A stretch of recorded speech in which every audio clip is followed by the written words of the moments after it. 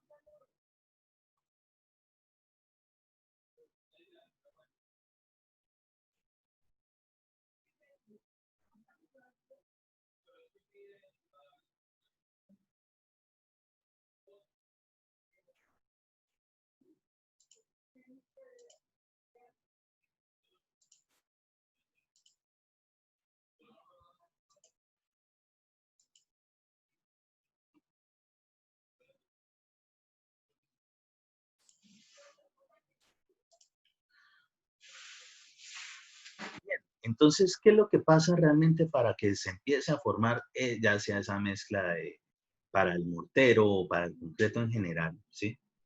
Un grano de cemento tiene un diámetro medio aproximado a las 50 micras, ¿sí? Es un promedio. Después de cierto tiempo de estar en contacto con el agua, empieza a dar señales de actividad química en su superficie y aparecen cristales que van creciendo lentamente para formar una sustancia gelatinosa que los envuelve y se denomina más o menos gel. Entonces, ese proceso, ¿sí?, está disperso, ¿sí?, lo que son los granos de cemento, y después como que se va adhiriendo a él como cierta capita. En ese momento él lo empieza a absorber, ¿sí? Y pues precisamente al absorberlo es donde se generan o se desarrollan lo que son las propiedades mecánicas o físico-mecánicas del cemento.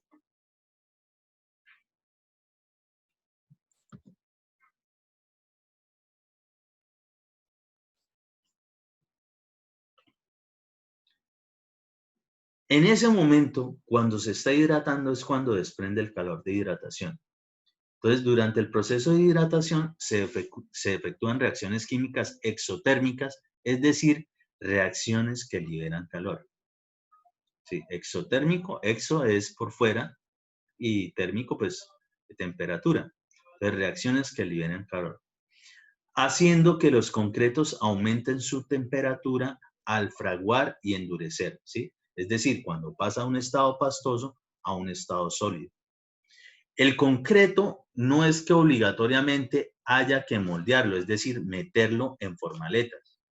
El concreto solo, después de generar de que usted ha hecho la mezcla, cemento, arena, triturado, aditivos, agua, haya mezclado, si usted lo deja ahí, él solito, así como queda, así se va a solidificar, es decir, va a fraguar.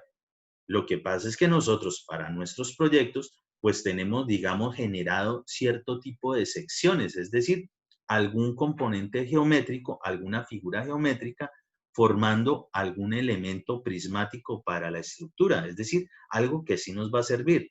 Por tanto, para darle esa forma, pues es necesario moldearlo antes de que se solidifique, es decir, antes de fraguar, cuando aún está en estado pastoso. Ese incremento es importante cuando se elaboran estructuras que involucran grandes volúmenes de concreto, tales como presas, debido a que cuando ha ocurrido el fraguado, y se inicia el descenso de la temperatura, obviamente, esto no es de que continúe creciendo la temperatura y nunca se pare, porque ustedes incluso muy seguramente habrán pasado por alguna columna, alguna viga, y eso no es que todo el tiempo esté caliente, no, para nada. Es en el momento, o por lo menos en la etapa en que se está generando precisamente ese cambio de reacción química mientras pasa de estado pastoso a estado endurecido, es decir, mientras se genera el fraguado. ¿Y qué pasa con eso? Que después, cuando empieza a bajar la temperatura, ese cambio, y hoy es lógico entender de que un cambio, pasar de algo muy, muy caliente a algo muy frío, algo pasa, algo tiene que ocurrir. Entonces, para el caso, se origina una contracción del material. Es decir, de eso que más o menos medio entendemos ya respecto de las juntas, algo así, ese tipo de alargamiento o acortamiento por temperatura le puede ocurrir a esto solamente con el calor de hidratación, es decir, aquel que se va a presentar cuando se está generando la reacción química, desarrollando las propiedades físico-mecánicas de ese elemento, que puede conducir a la formación de grietas y fisuras. De ahí es donde ven normalmente ese tipo de problemitas.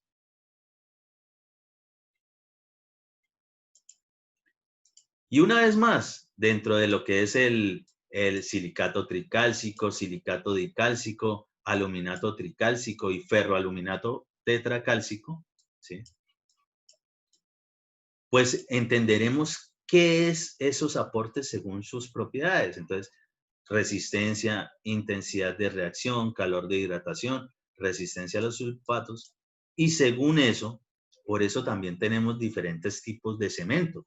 Algunos cambiará precisamente esa proporción de cada uno de esos componentes para obtener ciertos resultados. Ahí simplemente una tablita general como para entender eso. Noten que el silicato tricálcico, ese que por allá siempre aparecía como que aportaba más o menos el 40%, pues el 40% de algo es bastante, casi la mitad. Entonces, noten que en materia de resistencia, que es el que se forma en la última etapa de temperatura de preparación del clinker, eso que más o menos entre los 1280 a 1450, 80 o 1500 grados, se puede redondear perfectamente. En ese momento, ese es el que más le va a aportar resistencia precisamente a ese cemento, al clinker, del clinker para formar el cemento, del cemento para formar ya sea las mezclas de mortero o las mezclas de concreto.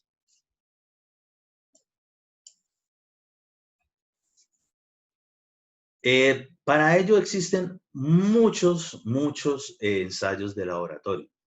Entonces, dentro de esas propiedades físicas más importantes del cemento son la densidad, ¿sí?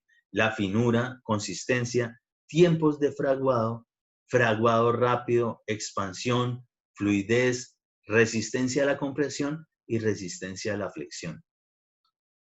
De pronto al final del curso entenderemos un poquito mejor muchos de estos cuando ya hemos visto otro tipo de materiales, entendiendo precisamente o pudiéndolos comparar entre unos y otros. Lo que sí está claro y es que absolutamente todos los materiales en construcción requieren de ensayos de laboratorio y en su momento ensayos in situ o en la obra para garantizar tanto calidad de materiales como calidad de los elementos ya formados específicamente. Todo lo que tiene que ver con ensayos hace referencia a alguna normativa.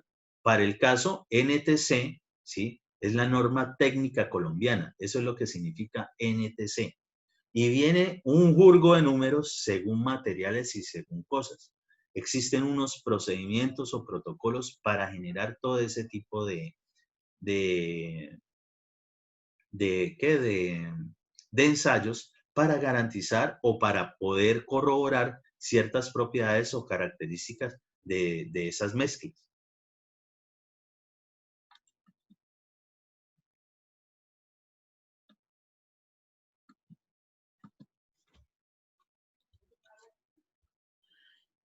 Y eso, pues, digamos, En general, obviamente, a medida que vamos avanzando en cursos, entenderemos mucho más la importancia para nosotros de lo que es esa parte del concreto y que la vamos a trabajar absolutamente en todo. Ustedes van a aprender a diseñar los concretos, van a aprender a diseñar las estructuras en concreto reforzado, concreto armado, hormigón armado, en algún momento en la línea de estructuras. Entenderán en algún momento que también hacen parte, así como nos mostró uno de los compañeros, incluso para tuberías, es decir, no solamente una estructura de una edificación, un puente y demás, sino que las mismas conducciones de agua precisamente se hacen con estos elementos. Por eso es que es tan versátil dependiendo del molde, dependiendo de lo que necesitemos. Entonces, digamos que ahí a grosso modo, ahora sí más o menos, entendemos mucho mejor lo que es el cemento, lo que es el concreto, de dónde viene y más o menos en qué lo vamos a utilizar.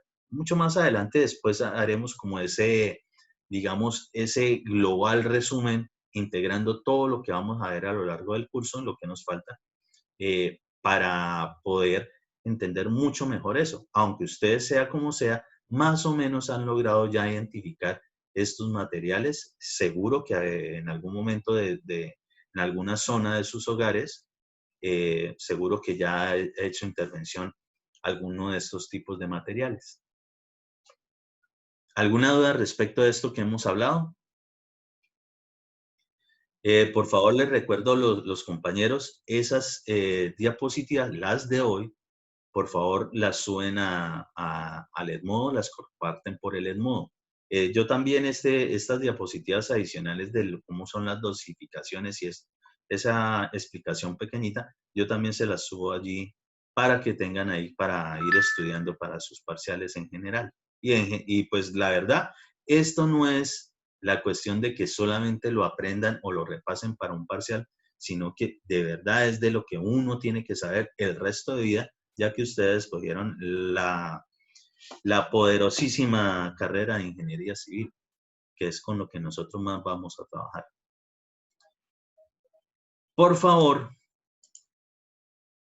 el siguiente grupo que tiene que ver con acero, aluminio y hierro, inicie su presentación ahí en estos 20 minutos que nos quedan. Profe, ¿Sí? a mí me quedó una preguntita Ujú. acerca del concreto ciclopio, por lo menos para las partes que son inestables geológicamente, digamos, por ejemplo, para zonas de derrumbe y toda esa cosa. ¿Es recomendable usar ese tipo de concreto, o sea, de esos muros de contención tipo concreto ciclopio Depende, depende. Es que, a ver, digamos que la cuestión, uno no puede, en materia de estabilizaciones, de resistencia, de aguante, de ciertas cosas, pues nosotros estudiamos específicamente para todo eso que decimos o que ponemos en ciertos lados, todo tiene que hacer referencia a algún cálculo específico que tuvimos que haber hecho como primera medida. De una cosa, digamos, dependiendo del terreno, sí, de ciertas condiciones, nosotros podemos determinar volúmenes, podemos determinar cierta, digamos, clasificación de ese terreno, podemos más o menos saber qué le va a ocurrir en el tiempo, si tiene mucha humedad o si tiene poca humedad. Dependiendo de eso, dependiendo qué tan grande es ese volumen, pues si tiene mucho volumen, un suelo normalmente tendrá bastante masa. Puede que sí, puede que no. Depende de qué tan porosa sea, qué tanto hueco tenga. Entonces, dependiendo de esas situaciones, sabiendo eso, en algún momento se puede recomendar perfectamente este tipo de muros de contención y claro que sí. De hecho, adicional de eso, nosotros, creo que yo se los nombré en algún momento, cuando tienen las piedras también boleo, se utilizan también para formar lo que son los gaviones. ¿Sí les nombré a ustedes lo que era un gavión? no, no recuerdo. ¿No? No, profe. ¿No? Entonces ya les muestro que es un gavión.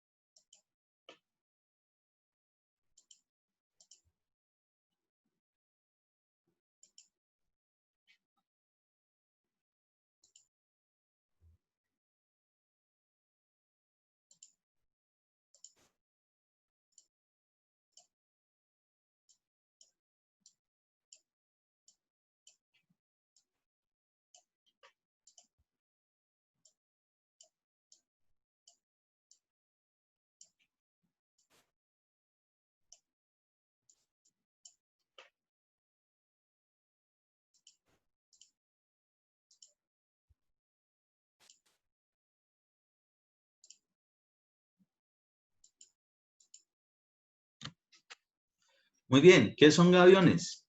Son piedra rajoneada, ¿sí? Piedra grande, piedra tipo boleo, eh, que está, digamos, contenida por unas mallas.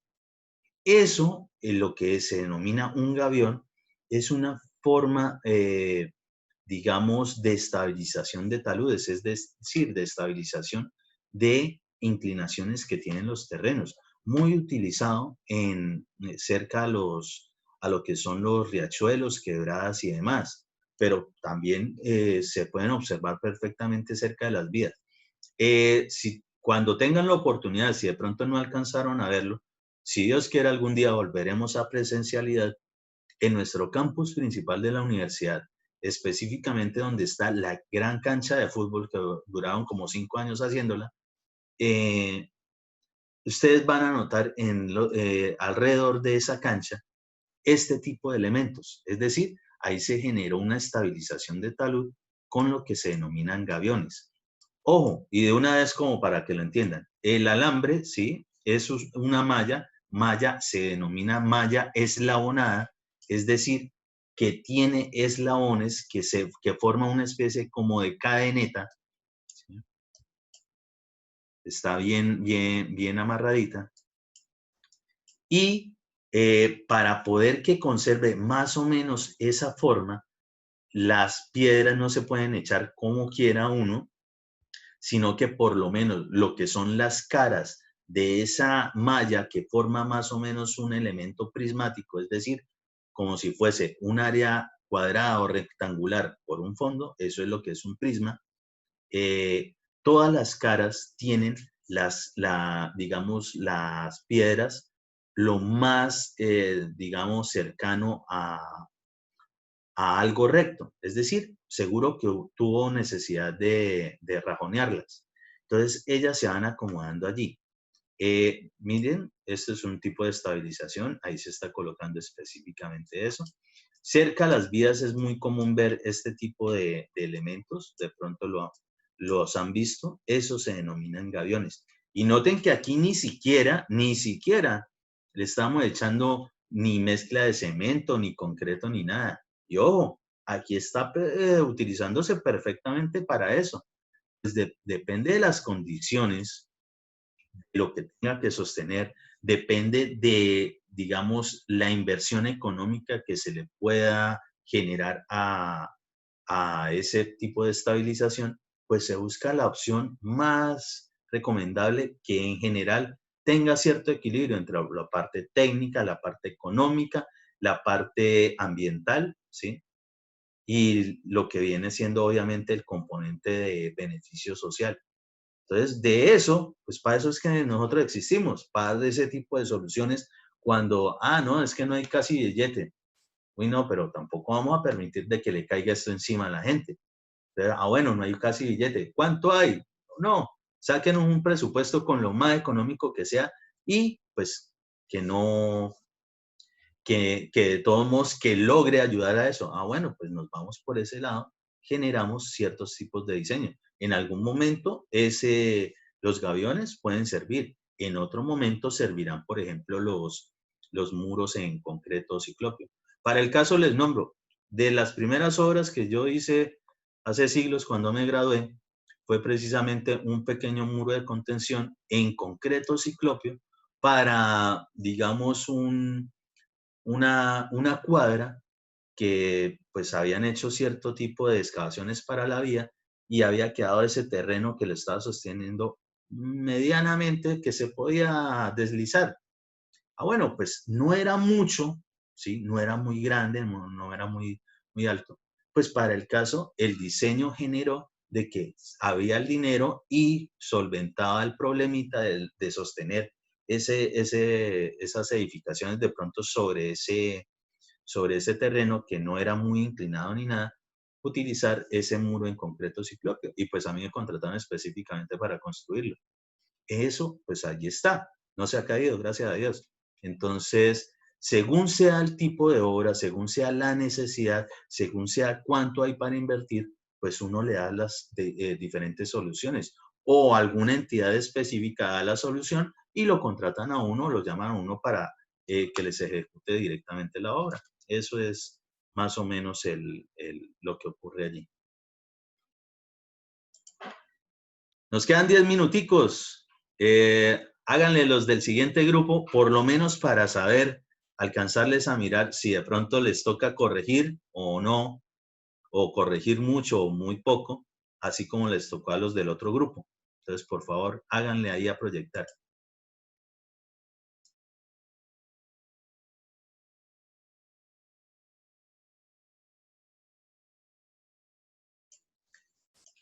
Si se acuerdan que les dije que todos tenían que tener listas sus exposiciones en cualquier momento, ¿no? A partir de la vez pasada, todos igual tenían que tener listas las exposiciones.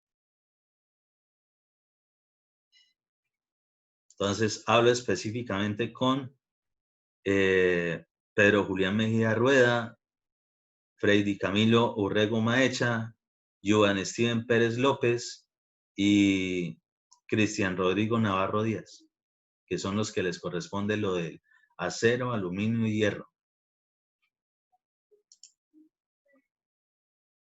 ¿Qué pasó?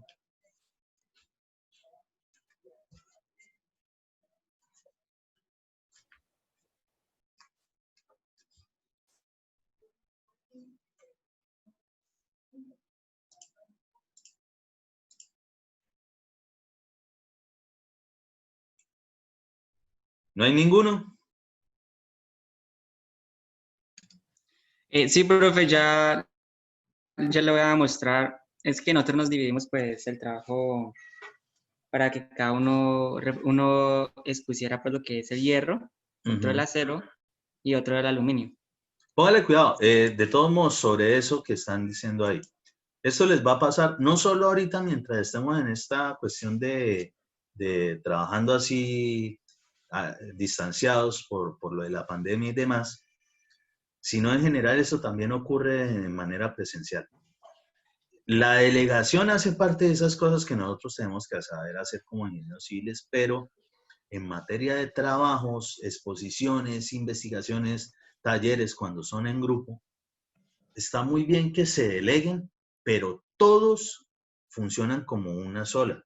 Es decir, todos tienen que tener toda la misma información, no uno solamente sabe de esto, el otro solo de esto y el otro solo de esto, y cada uno por aparte es quien tiene solamente digamos, la presentación de cada subtema. No, tienen que tenerlo muy bien consolidado y pues que si por alguna razón alguien falla, y esto puede ocurrir, que no viene, se muere, cualquier cosa, pues los otros continúan sin ningún problema. ¿Sí? Eso es en general para cuando les toque. Entonces háganle que ahí está para compartir.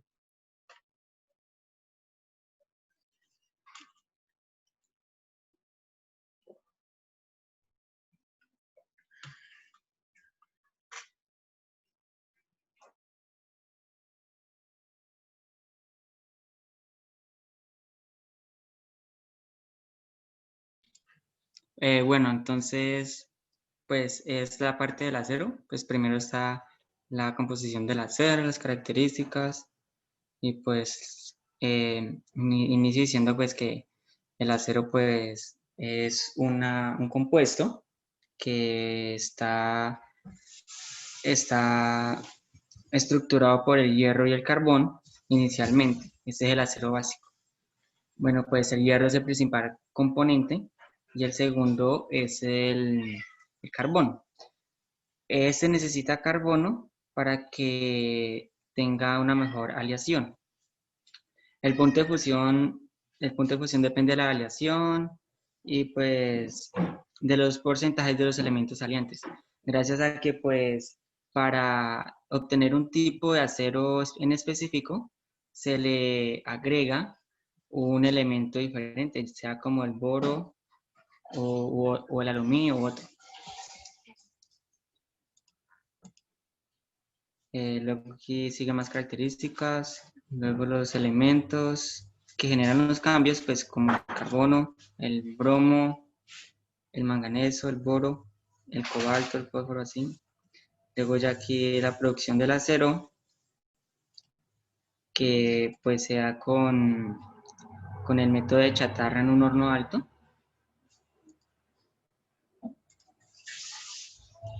Alto horno se denomina. Horno alto no, alto horno. Alto, sí señor. Y pues también otra forma es del horno eléctrico, que pues funciona casi de la misma manera, pero este le da una mejor forma y estabilidad al acero gracias a que tiene su temperatura más constante, pero al tener eso, el problema es que consume mayor energía de la que utiliza el alto horno. Bueno, y luego pues yo introduje un video de la producción del acero. ¿Cuánto tiene ese video? ¿Cuánto Ese tiempo? tiene 7 minutos.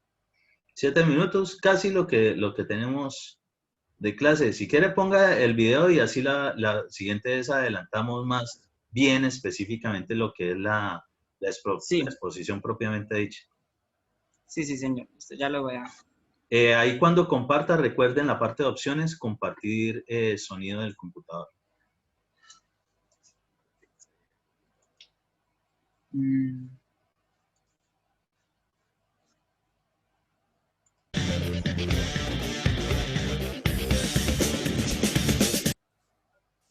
Perdón. Le puede dar ¿Señor? presentación para que se vea más grande la... Ah, sí, señor, perdón. Listo. ¿Se está escuchando? Sí, perfecto.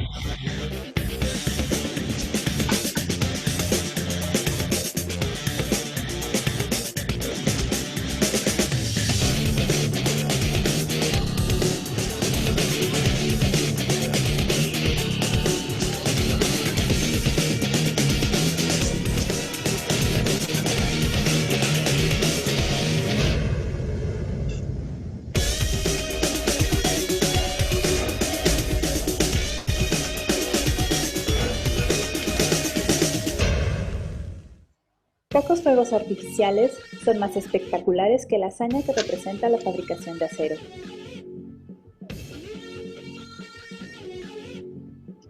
La historia del metal y el acero es fascinante de principio a fin, especialmente cuando se ve desde el punto de vista de quien lo fabrica. La historia comienza con una explosión.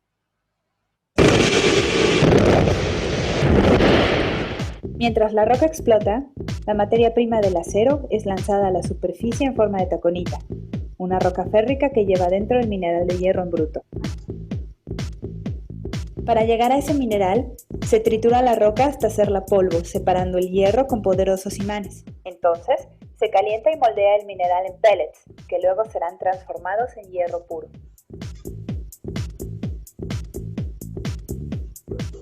Después, con carbón se crea el coque, que servirá como combustible que alimenta los altos hornos que producen el hierro. Una vez triturado el carbón, se introduce en hornos al alto vacío de 12 a 16 horas para obtener combustible sólido. Este combustible y los pellets se mezclan en el alto horno, donde se añaden cantidades suficientes de piedra caliza para eliminar las impurezas. Desde abajo llega aire sobrecalentado que provoca la combustión del carbón, intensificando el calor que transforma las materias primas en hierro fundido. En el alto horno se alcanzan temperaturas superiores a los 1500 grados Celsius. Y en intervalos regulares se vierte la mezcla de hierro fundido en gigantes contenedores llamados torpedos, que viajan sobre rieles al horno básico de oxigenación donde el hierro se transforma en acero.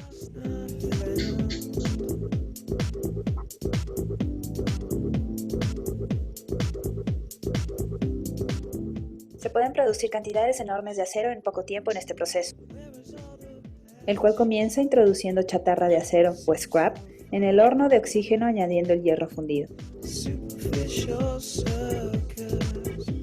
Es todo un espectáculo cuando el oxígeno es soplado a la mezcla a velocidades supersónicas, en donde el hierro fundido se convierte en acero.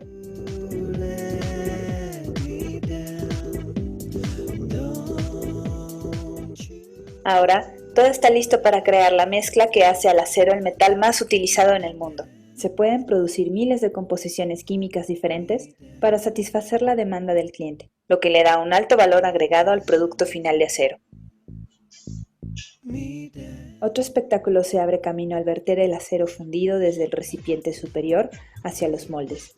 Enseguida, se dirige hacia la cámara desgasificadora donde se convierte en un material altamente maleable.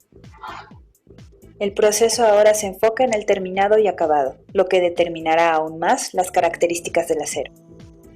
El primer paso es posicionar el cucharón sobre la artesa o embudo en donde se alimenta la máquina de colada continua, la cual contiene moldes que le dan forma al acero.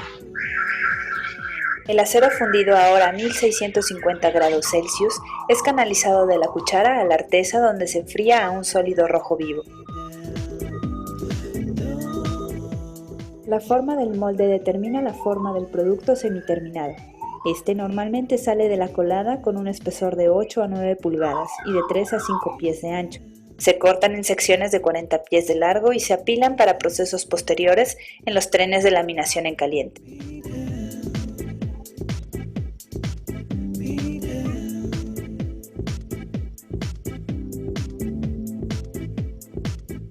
Ya en el tren de laminación en caliente empieza la transformación de las planchas gruesas de acero en delgadas hojas. Las planchas son recalentadas a 1300 grados Celsius y se descalcifican antes de entrar a una serie de rodillos o molinos que las hacen más delgadas y largas.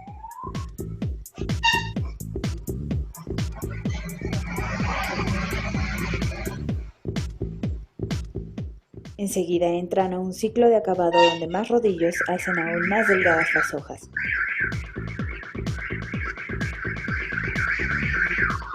Finalmente son enfriadas y enrolladas en bobinas que pueden tener miles de metros de largo, pero solo una fracción de pulgadas de ancho.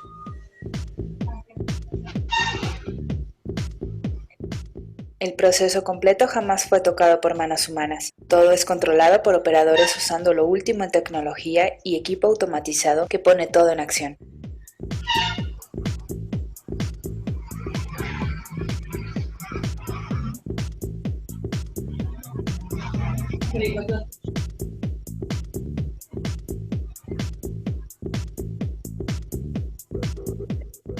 Después se trasladan las bobinas para ser bañadas en ácido que limpia la superficie. Algunas son empacadas y despachadas directamente al cliente final como bobinas de lámina rolada en caliente, mientras que otras son destinadas a un proceso de rolado en frío que las hace más delgadas para acabados especiales. Aquí las bobinas pueden ser empacadas para su entrega o bien pasar a otros procesos de acabado como el recubrimiento para la resistencia a la corrosión o el adelgazamiento para reducir aún más el calibre. De hecho, muchos de los productos salen de las instalaciones de acabado como las superestrellas de la industria. Un acero más ligero, más fuerte, altamente maleable, ingeniería que era impensable tan solo hace algunos años atrás. No es extraño que la historia de la fabricación de acero sea tan interesante, con la innovación que garantiza algo nunca antes visto, que se hace presente en cada producto, en casa, en edificios, carreteras y en cada parte de nuestra vida diaria. Y con un grupo de miles de personas que perfeccionan constantemente cada paso del proceso de fabricación de acero. Desde las pequeñas pellets de hierro proveniente de la taconita hasta las bobinas empacadas y más.